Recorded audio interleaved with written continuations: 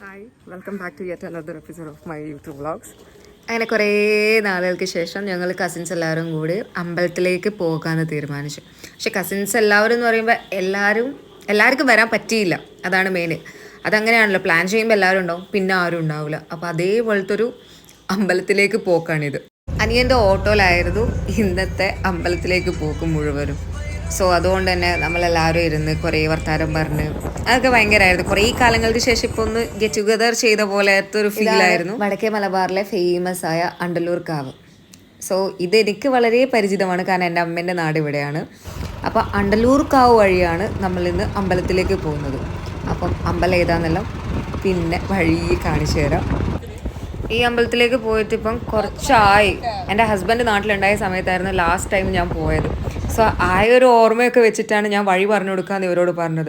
അങ്ങനെ പോകുന്ന വഴിക്ക് വഴിയൊക്കെ തെറ്റി കുറേ ആൾക്കാരല്ല 2-3 ചേട്ടന്മാരോട് ചോദിച്ചിട്ടൊക്കെയാണ് നമ്മൾ പോയത്. സോ അമ്പലം എത്താനായി. അപ്പം ആ നെയിം ബോർഡ് കാണുമ്പോൾ നമുക്ക് മനസ്സിലായി ഇതിവൻ്റെ പ്രഹസനം എന്നൊന്നും പറയാൻ പറ്റില്ല, അമ്പലം എത്തിയെന്ന് കാണിക്കുന്നതാണ്.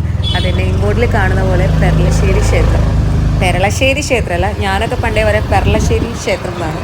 സോ അതായത് നമ്മളെ സ്വന്തം പെരളശ്ശേരി ക്ഷേത്രത്തിലാണ് ഇന്ന് നമ്മൾ കസിൻസ് എല്ലാവരും കൂടി പോകുന്നത്. അന്ന് ബക്രീദ് ആയതുകൊണ്ട് തന്നെ എന്താ പറയണ്ടേ, നല്ല റഷ് ഉണ്ടായിരുന്നു അമ്പലത്തിൽ. അതുകൊണ്ട് നമുക്ക് അമ്പലത്തിൻ്റെ സൈഡൊന്നും വണ്ടി വെക്കാൻ സ്ഥലം കിട്ടിയില്ല. അങ്ങനെ കുറച്ച് ദൂരെ മാറി വണ്ടി വെച്ച് അവിടെ നിന്ന് നടന്ന് നമ്മൾ അമ്പലത്തിലേക്ക് പോകുന്നതാണിത്. സോ അതും ഒരു രസമായിരുന്നു. എപ്പോഴും അമ്പലത്തിൻ്റെ മുന്നിലിറങ്ങി അവിടെ നിന്ന് കയറിപ്പോക്കല്ലേ. ഇതിപ്പോൾ അങ്ങ് ദൂരെ വണ്ടി വെച്ച് അവിടെ നിന്ന് ഇങ്ങോട്ടേക്ക് വരുമ്പോൾ അതും ഒരു രസം ഉണ്ടായിരുന്നു.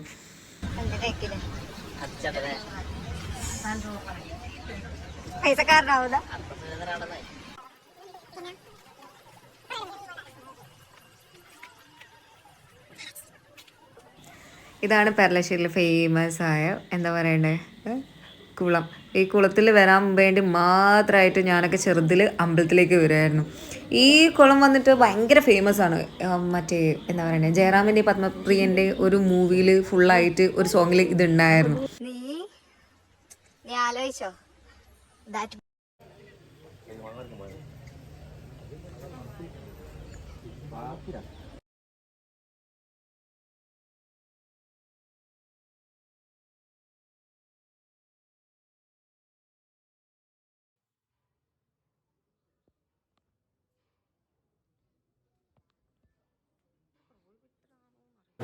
ഞാൻ പറഞ്ഞില്ലേ ഇന്ന് ഹോളിഡേ എന്ന്, അത് കാണാറുണ്ടായിരുന്നു. അപ്പോൾ വഴിപാട് കൗണ്ടറിൽ കുറേ നേരം നിന്നിട്ടാണ് റസീത്തൊക്കെ കിട്ടിയത്.